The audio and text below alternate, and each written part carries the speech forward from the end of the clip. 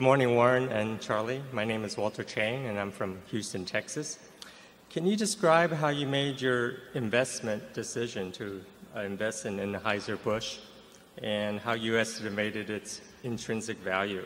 How long did it take you to make this decision? And is Budweiser inevitable like Coca-Cola?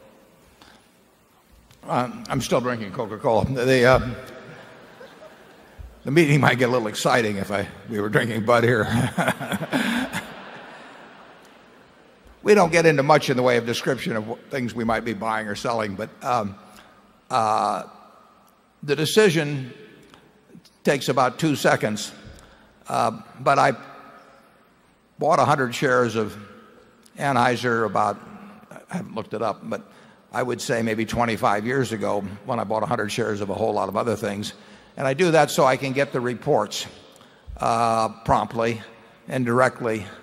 You can get them through your brokerage firm, but I've found that it's a little more reliable to put the stock in a direct name. So I've been reading the reports for at least 25 years, and I observe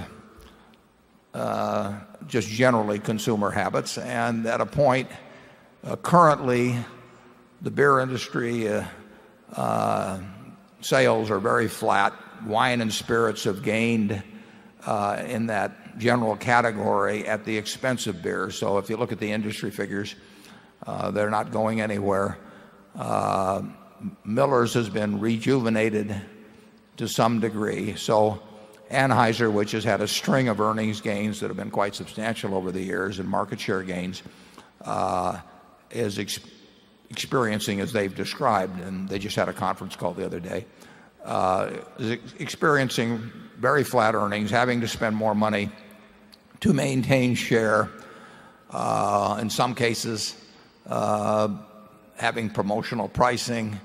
So they are going through a period that certainly less fun for them than it was the case a few years ago. And it's a fairly easy to understand product, and consumer behavior is fairly easy to understand. It's a very, very exceptionally strong business. In fact, what's happened in the beer industry over the last 50 years has been fascinating to me and to Charlie, because this is a brewing town that we grew up in, and Charlie knew the members of the Storrs family, a number of them well. Storrs had over 50% of the Omaha market in beer post-World War II and basically disappeared as the national brands took over. So it's an interesting phenomenon. Beer business is not going to grow significantly in the U.S. Worldwide, beer is popular in a great many places, and Anheuser will have a very strong position in it, but I would not expect the earnings to do much for some time. But that's fine with us. Charlie? Yeah, at our scale of operation now, if we're ever going to buy into a terribly well-regarded company, we almost need a little patch of unpleasantness. Yeah. That's been the best time to buy Berkshire, incidentally, too. I mean, we do what we're looking for is businesses with a durable competitive advantage. I don't think there's any question that Anheuser has a very, very strong consumer position. Now, as I said, Miller has been rejuvenated to some degree, but the other thing about it is, of course, in beer you do not see the prevalence of private labels or generic products that you see in a great many consumer products that have had strong positions over the years that are being attacked. So that's a small plus. But beer consumption per capita is going no place, and there's nothing that will change that. Interestingly enough, the average person in this climate drinks about 64 ounces of liquid a year, and I think it's roughly 27% of that will be carbonated soft drinks. So almost, and of course that Coca-Cola products will be 40-odd%.